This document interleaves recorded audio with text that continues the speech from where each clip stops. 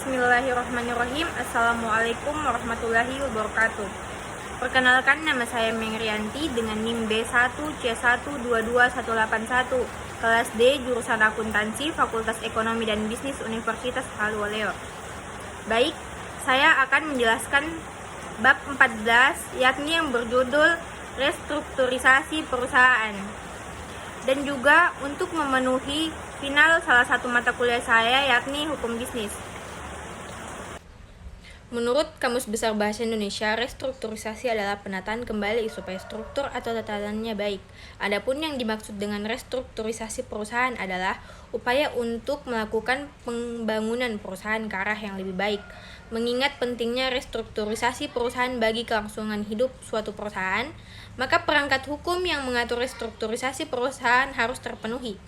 Perangkat hukumnya adalah yang pertama, Undang-Undang Nomor 40 Tahun 2007 tentang Perseroan Terbatas. Yang kedua, Peraturan Pemerintah Nomor 57 Tahun 2010 tentang penggabungan atau peleburan badan usaha dan pengambil alihan saham perusahaan.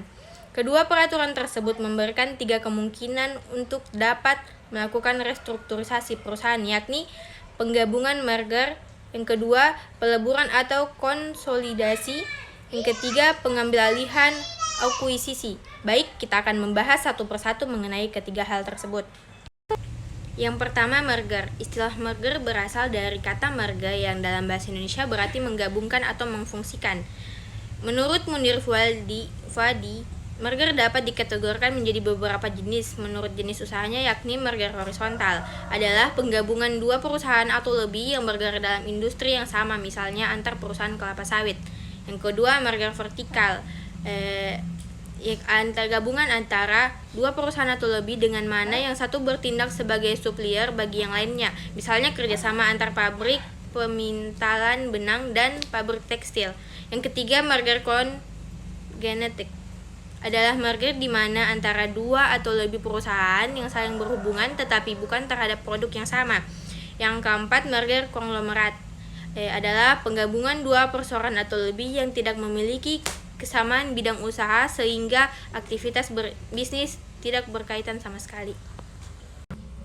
Yang kedua, akuisisi. Akuisisi merupakan lembaga hukum yang dalam konteks Undang-Undang Nomor 40 Tahun 2007 tentang Perseroan Terbatas dikenal dengan istilah pengambil alihan. Proses akuisisi atau pengambilihan ditinjau dari UU PT diatur dalam pasal 125 sampai pasal 127. Akuisisi sebagai salah satu corporate action dalam praktiknya dapat mengambil bentuk-bentuk. Yang pertama, akuisisi horizontal dan akuisisi vertikal. Akuisisi horizontal adalah suatu akuisisi yang dilakukan oleh suatu perusahaan terhadap kompetitornya. Sedangkan akuisisi vertikal adalah suatu akuisisi yang dilakukan terhadap pemasok, konsumen, langganan, dan distributor dari perusahaan yang mengakuisisi. Yang kedua, akuisisi internal dan akuisisi eksternal. Akuisisi internal adalah akuisisi yang dilakukan antara perusahaan yang tergabung dalam grup, sedangkan akuisisi eksternal dilakukan oleh perusahaan yang terhadap perusahaan lainnya yang bukan satu grup. Mengenai jenis-jenis akuisisi, Syahrin Nairhasi menambahkan 2 kriteria, yakni berdasarkan cara yang ditempuh dan tujuannya. Akuisisi berdasarkan cara yang ditempuh terdiri dari yang pertama, akuisisi saham. Akuisisi saham yaitu akuisisi yang dilakukan dengan cara membeli saham suatu perusahaan oleh perusahaan lain.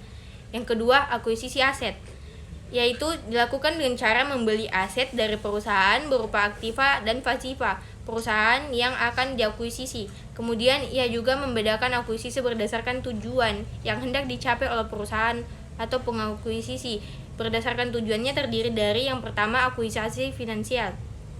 Akuisisi yang dilakukan dengan maksud untuk menempatkan keuntungan finansial semata sehingga yang diperhitungkan adalah untung rugi. Yang kedua, akuisisi strategis, yaitu dilakukan dengan tujuan memperoleh sinergis, yakni penggabungan dua faktor atau lebih yang dapat menghasilkan kekuatan besar. Yang ketiga, konsolidasi dari definisi peleburan yang terdapat dalam UU PT diambil kesimpulan unsur-unsur dalam peleburan. Yang pertama, peleburan adalah perbuatan hukum. Yang kedua, melibatkan dua perseorangan atau lebih. Yang ketiga, perseorangan yang meleburkan dirinya dan melahirkan suatu perseorangan baru. Yang keempat, perseorangan yang baru tersebut adalah hasil peleburan dari perseorangan yang baru ini mendapatkan aktiva dan pasiva dari perseorangan yang meleburkan diri. Yang kelima, para pemegang saham perseorangan yang meleburkan dirinya menjadi pemegang saham pada perseorangan hasil peleburan. Yang keenam, status badan hukum perseorangan yang meleburkan dirinya berakhir karena hukum. Tujuan daripada pelaksanaan kerjasama dalam badan usaha adalah yang pertama, membesarkan perusahaan, yang kedua, meningkatkan efisiensi, yang ketiga, menghilangkan atau mengurangi risiko persaingan, yang keempat, menjamin terjadinya pasokan atau penjualan dan distribusi. Yang kelima, diversifikasi produk dan pelayanan. Yang keenam, upaya defisit terhadap kemungkinan take over. Yang ketujuh, penyaluran modal yang tidak digunakan. Baik, sekian materi dari saya. Assalamualaikum warahmatullahi wabarakatuh.